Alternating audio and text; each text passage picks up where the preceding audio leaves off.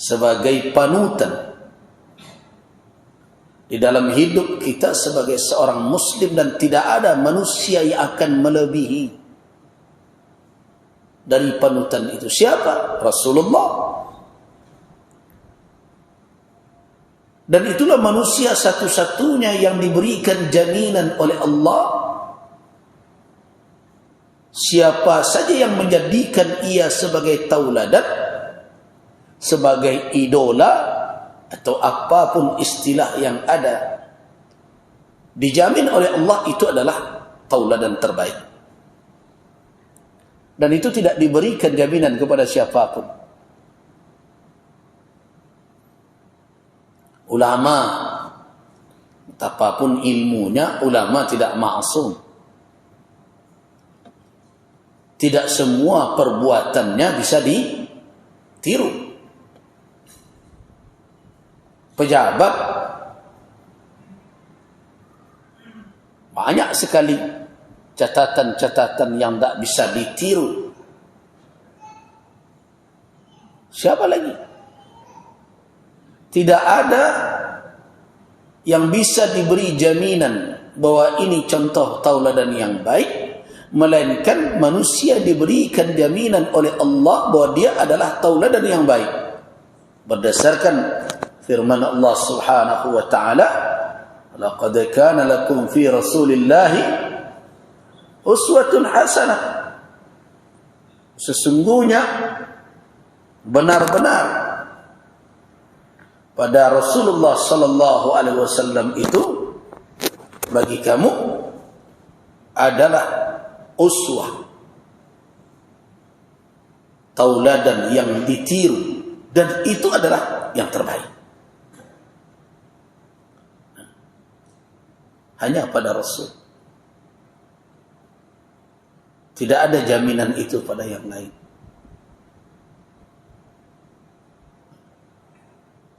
Bagaimana tidak? Kita ambil satu sekelumit bagaimana sikap seorang Nabi yang digambarkan oleh Allah Subhanahu wa ta'ala dalam surat At-Taubah yang kita baca di awal ceramah kita tadi. Laqad ja'akum, sesungguhnya telah datang kepada kamu, rasulun min anfusikum, rasul dari dirimu sendiri. Rasul dari dirimu sendiri, min anfusikum, azizun alaihi. Azizun alaihi apa maknanya? Dia terbebani oleh apa? Ma'anittum, oleh segala yang menyusahkanmu. Ada tak? Betapapun dekatnya hubungan orang saat ini, bahkan ikatan nasab sekalipun, ada tak manusia yang terus merasa terbebani oleh yang menimpa saudaranya?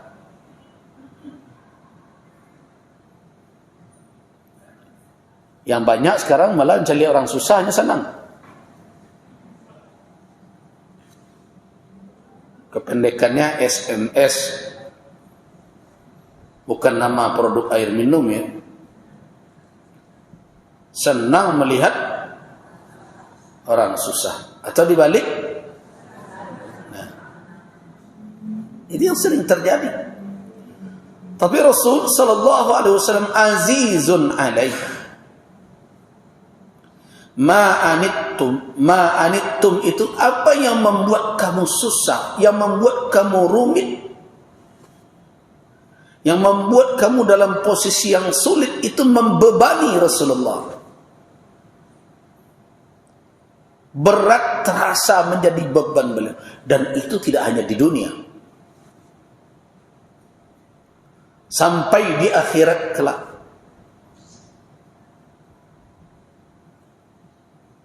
Bahkan Rasulullah sallallahu alaihi wasallam sudah berada di dalam surga pun, telah mendapatkan jaminan dari Allah pun, beliau tetap gelisah. Apa yang menggelisahkan beliau? Umat. umatku. Di saat manusia menyadari bahawa amal yang mereka perbuat tidak cukup untuk surga yang mereka inginkan, di saat manusia menyadari bahawa apa yang mereka lakukan akan mereka tanggung konsekuensinya di hari kiamat itu, dan tidak ada jalan lain, menambah amal tidak mungkin lagi, waktunya sudah luput. Nah, butuh ada orang yang akan memberikan syafaat di sisi Allah, yang akan memberikan keringanan. Manusia berkeliling mencari Adam alaihissalam dengan dugaan karena Adam adalah Abul Bashar, bapak nenek moyang manusia. Mudah-mudahan Adam bisa memohon kepada Allah agar meringankan beban akibat perbuatan yang dilakukan oleh anak cucunya. Tapi Adam tidak bisa memberikan itu. Tidak bisa. Kenapa?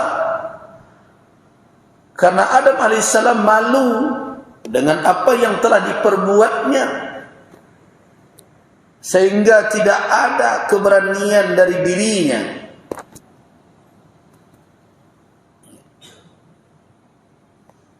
untuk memohon kepada Allah Subhanahu wa taala, mengingat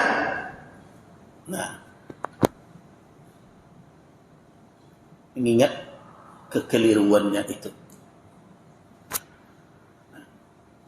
Begitu.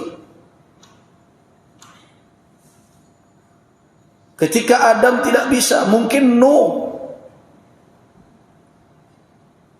Tapi Nuh juga tidak bisa. Ketika Nuh tidak bisa, mungkin Ibrahim, Abul Anbiya. Ibrahim juga tidak bisa. Para nabi itu malu untuk bisa memberikan syafaat kepada yang lain. Kenapa? Karena bagi mereka apa yang pernah mereka lakukan menjadi beban di hari kiamat itu. Adam, wala taqraba hadhihi syajarah, jangan dekati pohon kayu ini. Dia dekati. Nuh malu, anaknya saja, Ibrahim, semuanya menyebutkan bahwa mereka pernah terlanjur, walaupun para nabi itu tidak berdosa, tapi menimbulkan rasa malu untuk menadah, memohon kepada Allah Subhanahu wa taala. Nah, sampai kepada Isa alaihissalam, ternyata juga tidak. Nah, disitulah Rasulullah sallallahu alaihi wasallam menempati posisi sebagaimana yang beliau katakan. Hadis dari Abi Sa'id Al-Khudri radhiyallahu anhu, hadis sahih. Apa kata Nabi? Ana sayyidu waladi Adam yawmal qiyamah wala fakhr, wa biyadi liwa'ul hamdi wala fakhr, wa ma min nabiyyin yawma idzin Adam faman siwa illa tahta liwa'i, wa ana awwalu syafi'in wa awwalu musyaffa' wala fakhr. Sayalah penghulu anak cucu Adam di hari kiamat, wala fakhr. Tidak ada kesombongan yang melatar belakangi beliau mengatakan itu. Bukan karena sombong beliau katakan itu, memang begitulah hakikatnya. Wa biyadi liwa'ul hamdi wala fakhr, dan di tanganku bendera liwa, pujian. Artinya beliau yang menjadi, kalau bahasa sekarang, pemegang bendera, menjadi komandan ketika itu. La fakhr, bukan sombong, saya katakan kata Nabi. Tiada seorang nabi pun di hari itu, mulai dari Adam alaihissalam sampai kepada nabi yang terakhir sebelum beliau, illa tahta liwa'i, berada di bawah bendera. Wa ana awwalu syafi'in, sayalah awal yang memberikan syafaat, wa awwalu musyaffa', yang awal diberikan syafaat. Nah, kisah tadilah menyambung dengan riwayat ini. Ada keterkaitan erat ketika manusia sampai kepada Muhammad sallallahu alaihi wasallam, kharra sajida, beliau tersungkur sujud memohon kepada Allah agar diberikan syafaat dan diberikan izin memberi syafaat. Bahkan ada riwayat yang mengatakan setelah beliau di surga pun gelisah memikirkan umat beliau. Sehingga akhirnya Allah Subhanahu wa taala memerintahkan kepada malaikat, keluarkan dari neraka siapa saja yang ada sedikit saja keimanan di dalam qalbu. Nah, ada enggak sepanjang dunia ini kita dengar manusia yang fikirannya, hatinya, perasaannya tidak lepas memikirkan orang lain, yaitu umatnya, pengikutnya.